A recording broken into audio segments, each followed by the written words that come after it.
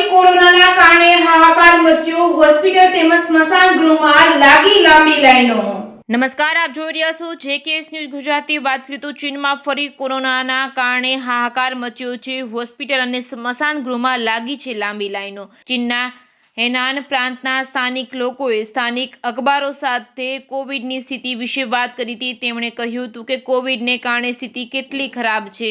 કોરોનાના વધતા કેસોને વચ્ચે સમગ્ર ચીનમાં રહસ્યમય નિમોનિયાનો પ્રકોપ વકરી રહ્યો છે। ચીનના સૌથી વધુ વસ્તી ધરાવતા પ્રાંતોમાંના એકના રહેવાસીઓએ જાહેર કર્યું હતું કે મોટી સંખ્યામાં લોકો મૃત્યુ પામ્યા છે, જેના કારણે સ્થાનિક ખાનગી અંતિમ સંસ્કાર ઉદ્યોગના વ્યવસાયમાં વધુ વધારો થયો છે। એનડીટીના રિપોર્ટ અનુસાર સપ્ટેમ્બરમાં ચીનમાં નિમોનિયાની આ લહેર ફેલાઈ હતી। મોટાભાગના બાળકોમાં અને સ્થિતિ ઓક્ટોબરના મધ્યમાં ઝડપથી વધી હતી। નવેમ્બરમાં વધુ ખરાબ થઈ હતી। આ પછી દેશભરમાં ને અન્ય વય જૂથોમાં લોકોમાં ફેલાઈ ગયો છે।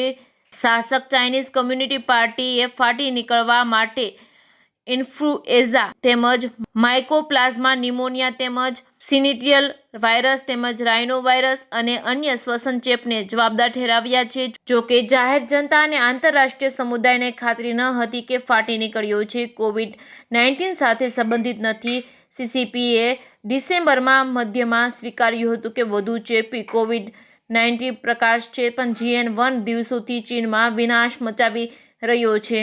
ચીનના હેનાન પ્રાંતના સ્થાનિક લોકોએ સ્થાનિક અખબારો સાથે કોવિડની સ્થિતિ વિશે વાત કરી। તેમણે કહ્યું કે કોવિડને કારણે સ્થિતિ કેટલી ખરાબ છે। એક વ્યક્તિએ દાવો કર્યો છે કે સરકારી સ્મશાન ગૃહમાં એટલી બધી મૃતદેહો લાવવામાં આવી રહ્યા છે કે ભીડ વધી ગઈ છે। 24 કલાકે મૃતદેહો સળગાવવામાં આવે છે।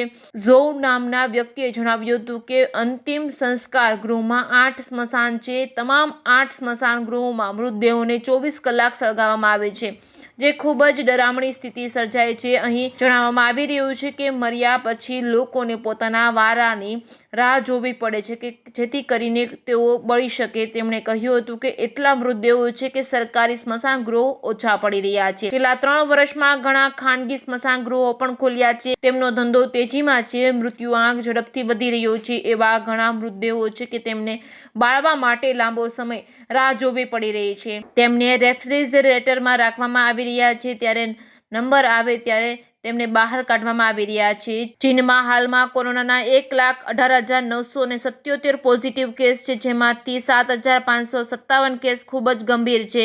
જોકે ચીનમાં કોવિડના કારણે મૃત્યુનો આંકડો ચોક્કસ જાહેર કરવામાં આવ્યો નથી।